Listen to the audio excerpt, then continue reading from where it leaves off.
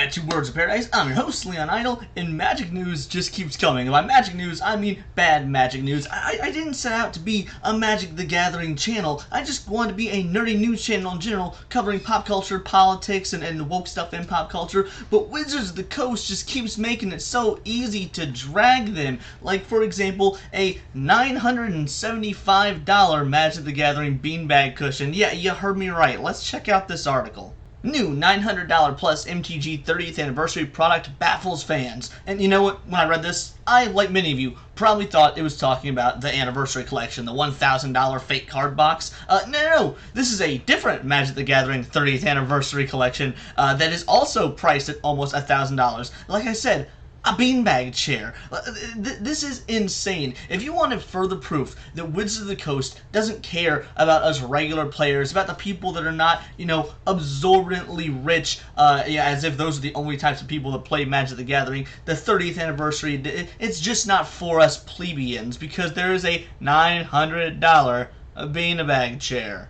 In case you've missed Wizards of the Coast constant celebrations, 2023 is the 30th anniversary of MTG. Initially launching all the way back in 1993 with limited edition alpha, MTG has certainly changed a lot since then. For instance, throughout the past 30 years, we've seen a myriad of new cards, characters, mechanics, products, and even formats being created. Subsequently, it's safe to say that Wizards of the Coast has a lot to celebrate after 30 years of hard work.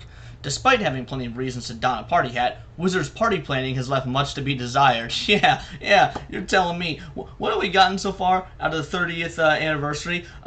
Fake reprints of 30-year-old cards for $1,000.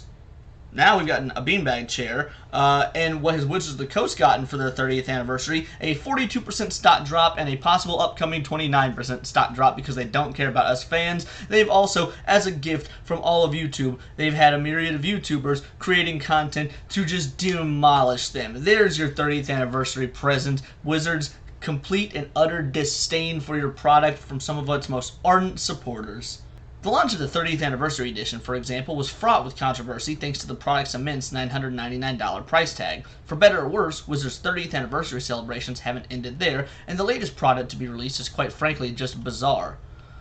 Losac X Magic the Gathering. Losac Cross Magic the Gathering. And I imagine this is supposed to say Lovesac, because that is the company. Our limited edition Lovesac Cross Wizards Magic Movie Sack bundle is here. I don't like the fact that Lovesac is the name of the company, because let's be honest, we're all thinking the same thing. A love sack is a very, very precious part of a man's body, usually used for intimate moments between he and his wife, or husband, or hand, or basically anything. The point is, we all know what a love sack is, and it ain't a beanbag chair. Get yours today, complete with a Phyrexia All-Will-Be-One booster box. Oh, okay, that makes it a completely good and fair product. You spend $975 on a beanbag chair, you get a booster box. That's awesome. It doesn't even look that cool, I won't lie. Like, have you ever seen that picture of the girl on the internet with the dress made of Pokemon cards? Yeah, this looks like that, but as a beanbag chair. It looks like a novelty thing for children that would be, maybe $45. It's literally just pictures of cards with the 30th anniversary logo.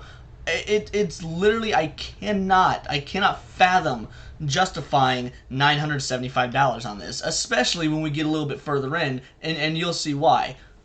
In a collaboration that we're pretty sure no one had on their 2023 bingo card, Lovesac is teaming up with MTG. Upon hearing this, like us, you might be wondering what on earth Lovesac even is, but allow us to explain.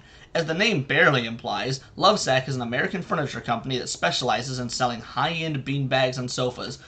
What is a high-end beanbag? Like, anytime I hear the word beanbag, I immediately think for children, for college kids, for poor people. It's one of those three things, or an amalgamation. You could be a poor college kid that acts like a child, and therefore you don't have a bed, or you don't have a sofa, you don't have a nice recliner chair in your living room, you got a beanbag. And you know what? If that's what it takes to make you happy, that's fine. But if that's the type of individual you are, you probably ain't dropping $1,000 on one. You're dropping like $30 at Wally World, calling it good, and then, spending the last $15 you have on a couple kegs of PBR, because let's be honest, that's what you can afford. Known as sacks and sectionals, respectively, Lovesac claims that their sacks are the world's most comfortable seat. I somehow doubt this. We would certainly hope that'd be the case, considering a single sack can cost over $1,900. Now, thankfully, the Magic the Gathering one is, only like half that. If you ever want proof that Wizards cared about its customer base. With that little bit of context out of the way, we'll remind you once again that MTG is teaming up with this furniture brand in celebration of its 30th anniversary. For the crossover, Lovesac has created a limited edition cover for their $575 movie sack that features Magic's anniversary logo and nostalgic collection of card images spanning the last 3 decades. Now, that's the insane part. A limited edition cover for the movie sack. So you have to buy the movie sack separate. It's not even... The beanbag itself is not pre-constructed as is. It's a beanbag, and then you buy the cover, so you gotta buy 2 different items. Technically, the only Magic crossover part is the cover. If I was gonna go out to the store and buy something like this, I would literally, I wouldn't have to want to put on a lining. I wouldn't want to put on a cover. I would want just the beanbag apparatus, the beanbag casing, to already be the Magic the Gathering casing. Like that's just the default for a crossover like this. This commemorative cover is priced at $400, so you should require the movie sack insert along with the limited edition cover. You'll be spending $975. That's almost the price of the much mired 30th anniversary edition, which was extensively criticized for its price.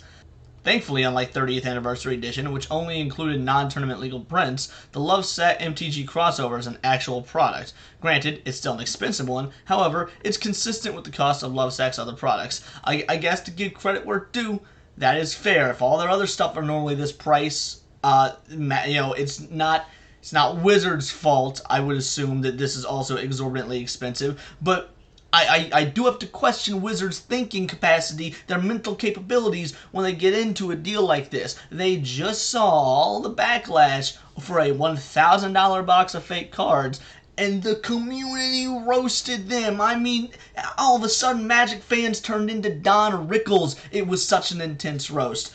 And then the next thing Wizards does is kick back and say, dude, fans didn't like that.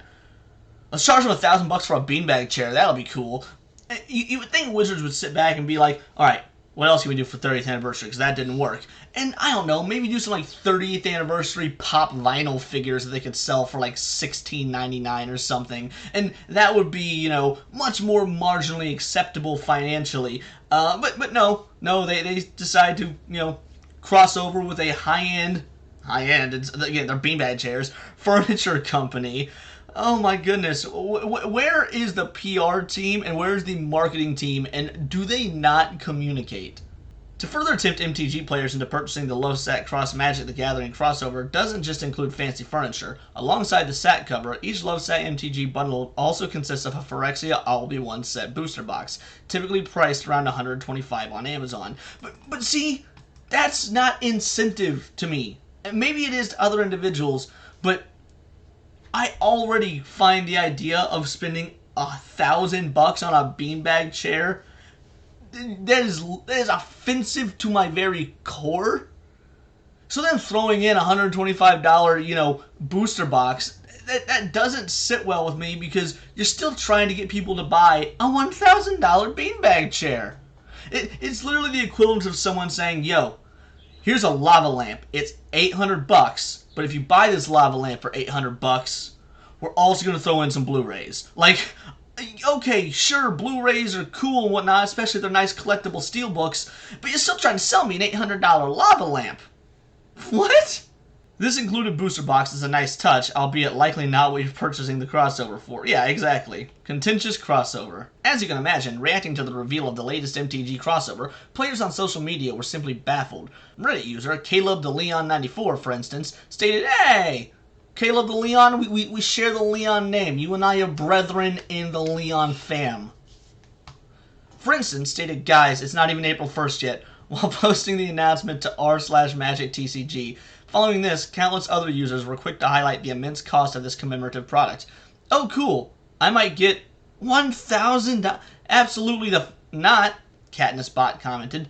Similarly, a bemused Extension Hedgehog 528 stated, "Oh, we know what fandom you grew up in before you got into Magic."